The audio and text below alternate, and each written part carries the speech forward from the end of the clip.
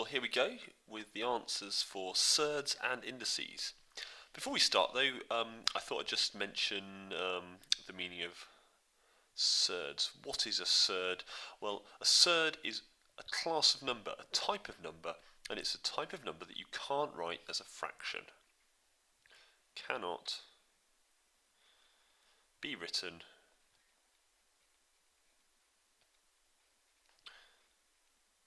as a fraction. And that's it. There's some famous surds. There's the square root of 2, the square root of 3, and pi. They're fairly famous surds. Anyway, off we go.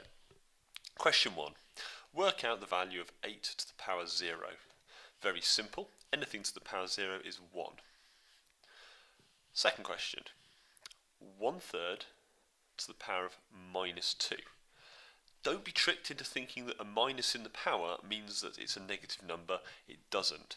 What it means is 1 over. So the minus means 1 over. And then all the rest stays the same. And I've got 1/3 to the power of 2. So I've just translated the minus into 1 over. Okay. So I can do a third squared. So a third squared is 1/9.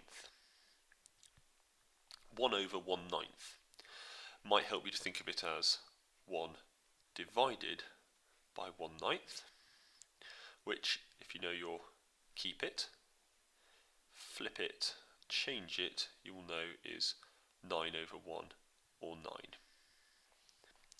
Okay, next one, even trickier.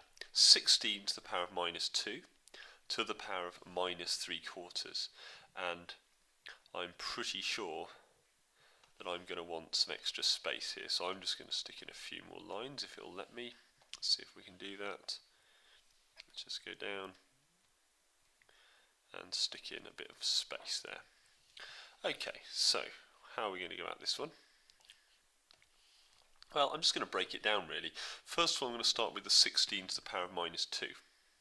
So that means 1 over 16 squared, so the minus 2 there, which means it's going to be 1 over 16 16s are 256.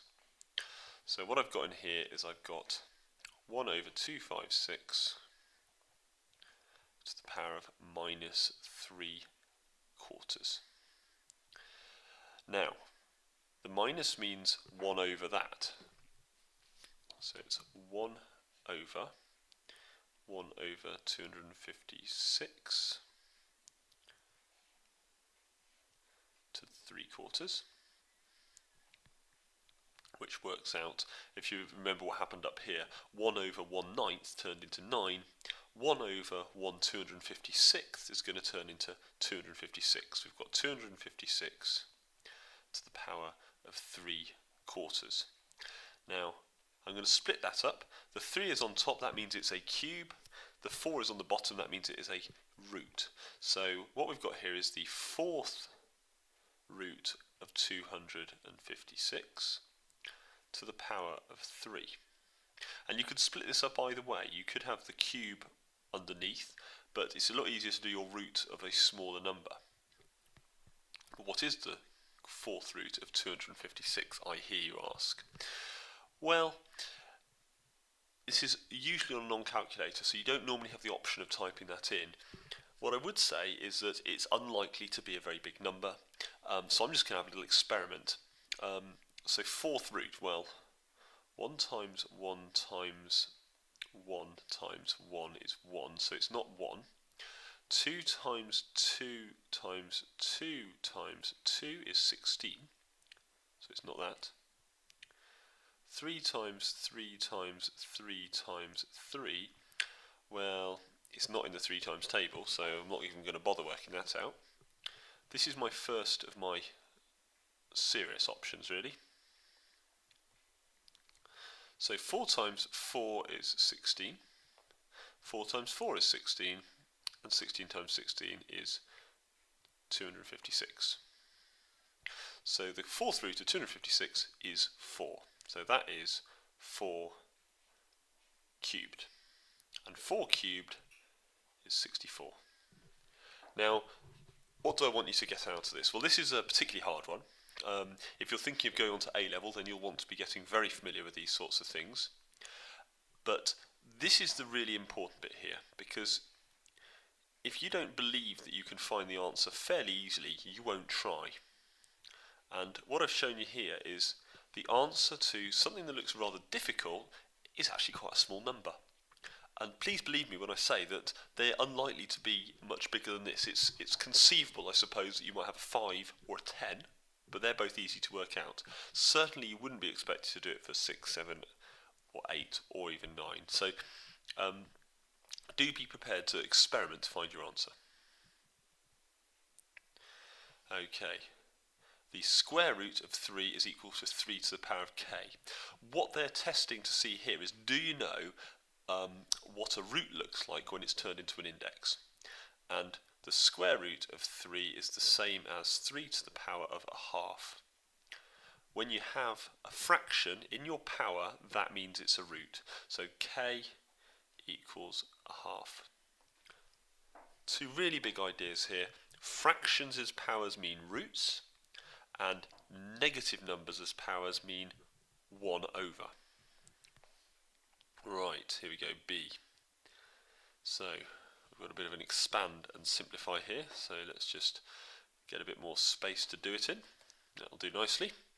So don't be put off by this. What you've got here is you've got some double brackets. So you can use the grid method if you like. So I've got root 3 and 1 plus root 3. And there's the grid. And 1 times 2 is 2. 1 times root 3 is 1 root 3. 2 times root 3 is 2 root 3. And root 3 times root 3 is root 3 squared, which is 3. And then we add them up. So we've got 2 and 3, which makes 5. And then we've got 2 root 3 and root 3, which makes 3 root 3. And that's our solution.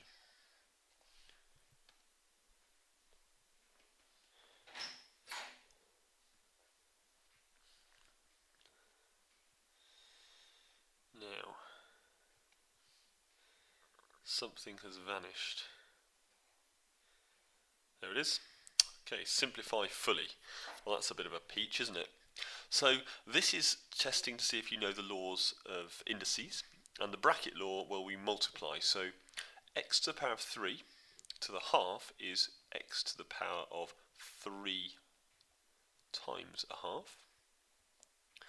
And then this bracket here is x to the power of 2 times a quarter,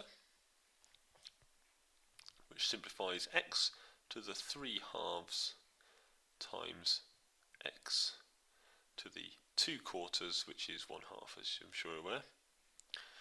And now we use the other law of indices. When we multiply with the same base, so the base here is x, we add the indices, we add the powers. So 3 halves plus 1 half makes 4 halves, so that's x to the power of 4 halves, which is x squared, because 4 divided by 2 makes 2.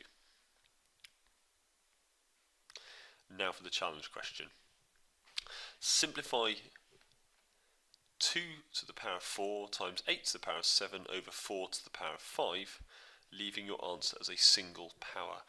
Now the key to this question is to notice that 2, 8 and 4 are all powers of 2. So we've got 2 to the power of 4 times, now 8 is 2 times 2 times 2, that's 2 to the power of 3. So instead of 8, I'm going to write 2 to the power of 3, and that's the 7. So I've just substituted the 8 has become 2 to the power of 3, and the 7 has stayed there. Now 4, as I'm sure you're aware, is 2 times 2, is 2 squared. So on the bottom, I'm just going to put in 2 squared to the power of 5. And now I'm going to do what I did in the last question. 2 to the power of 4 times, now 3 7 to 21, so that's 21. Oop, sorry, I need the 2 first, don't I? Times 2 to the power of 21. And on the bottom, we've got 2 to the power of 10. Now on the top we've got a multiplication, so we add them, so we've got 2 to the power of 25 divided by 2 to the power of 10, and I expect you're probably aware that if you divide, you subtract the powers. Notice they're the same base, they're both base 2. So 2 to the power of 15, and that gets us 3 marks and an inner sense of smugness. And that's it. Hope you found it useful. Make sure you get plenty of sleep, and you look forward to some more maths tomorrow. I'll speak to you then.